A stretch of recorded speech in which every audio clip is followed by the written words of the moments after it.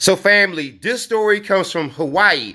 The cost of police misconduct. Honolulu spent over $18 million in legal settlements. Meanwhile, the officers involved in the cases have faced mixed consequences, from serious consequences to none at all.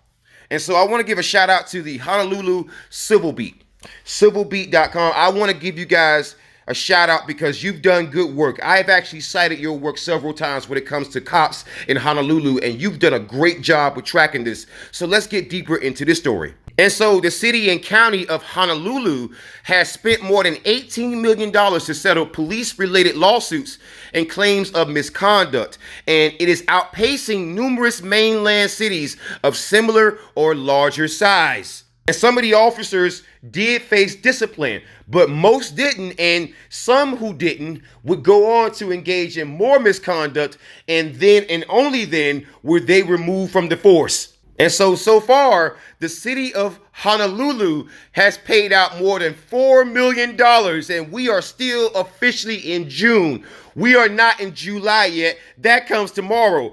And that's a lot of money to pay out when your city has only about 1 million people. And on top of that, in nearly every case, the city initially denies that the officers did anything wrong. And then later on, they have to settle for multi-millions of dollars. Seriously, so the city does exactly what most American cities do. They deny the bad behavior of their cops until it's time to see that paying up for your bad cops has a price.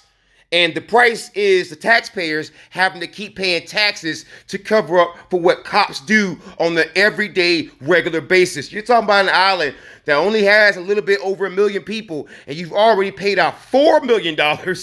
Think about the enormous tax burden that is on taxpayers. And so you've had scenarios in which cops have chased people, violated department policy, and people ended up losing their lives. And the city of Honolulu even allows bad cops to train their recruits, such as Lieutenant Scott Valdez, who is the subject of 2 lawsuits where he fatally shot someone and also used excessive force.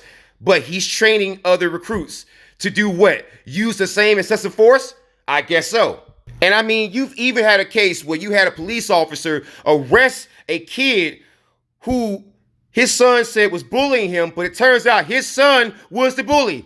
Just unbelievable stuff, man.